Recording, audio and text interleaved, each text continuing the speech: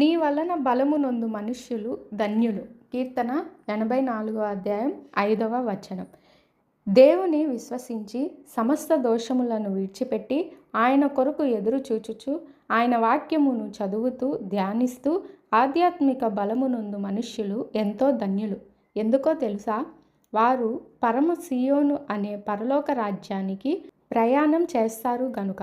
బాకా అనే ఏడుపు కన్నీటి లోయను దీవెనకరముగా చేయుదురు గనుక. నానాటికి బలాభివృద్ధి నొందుదురు గనుక. నా ప్రియ నేస్తమా, నీ అంతరంగములోని పాపంతోనూ భ్రష్ట స్వభావంతోనూ బయట ఉన్న సైతానుతోనూ వాడి అనుచరుల మూకతోనూ నీవు పోరాడాలి, విజయం సాధించాలి. అలా విజయం సాధించాలి అంటే నీకు ఆధ్యాత్మికమైన బలము కావాలి.